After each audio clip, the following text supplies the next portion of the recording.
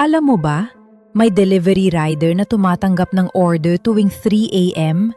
pero ang address, wala naman doon.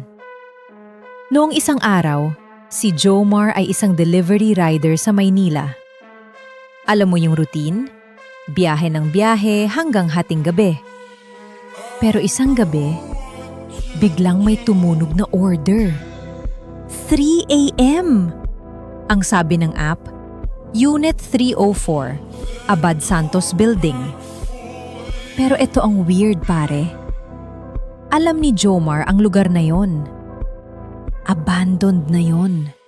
Sira-sira, walang nakatira. Pero sige, pinuntahan niya. Pagdating niya, may bumukas na pinto. Tapos may boses na bumulong, "Pasok!"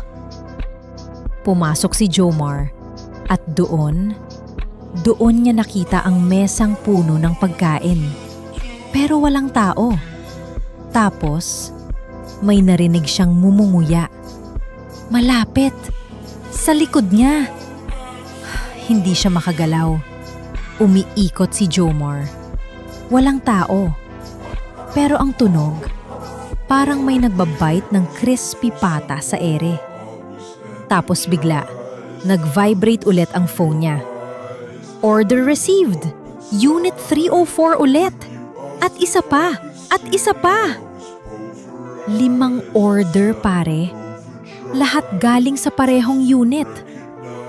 Nanginginig si Jomar. Tiningnan niya ang mesa. Yung pagkaing dinala niya kanina, may bite marks. Pero walang tao. Tapos may narinig siyang boses. "Salamat sa pagkain, Rider." Tumakbo si Jomar papalabas. Pero nawala ang pinto. Nawala ang hagdan. Napagpag siya sa basement. At doon, nakita niya ang daan-daang delivery bag. Lahat sira. Pero may kumakain pa rin. At may humawak sa balikat niya. Bumulong, "Ikaw na ang susunod na order." Tumigil ang mundo ni Jomar. Nakatingin siya sa mga bite marks sa hangin. Tapos naisip niya, kailangan kong tapusin to. Hinugot niya ang phone. Binuksan niya ang app. In-accept niya lahat ng pending orders. 10, 20, 100. Tapos kinain niya ang pagkain sa mesa. Lahat. Ang weird pare. Naramdaman niyang may kumakagat kasabay niya. Pero hindi siya tinigilan. Ubusin niya lahat. Hanggang sa nawala ang boses. Nawala ang lamig. Bumukas ang pinto. Lumabas siya.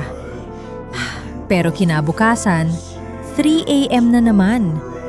Nasa Unit 304 na naman siya. Pero ngayon, siya na ang kumakain. Siya na ang customer. At habang kumakain siya, naririnig niya ang bagong rider na papasok sa pinto. Sumisigaw siya, "Takbo!" Pero walang nakakarinig. Siya na ang boses na bumubulong, "Pasok!"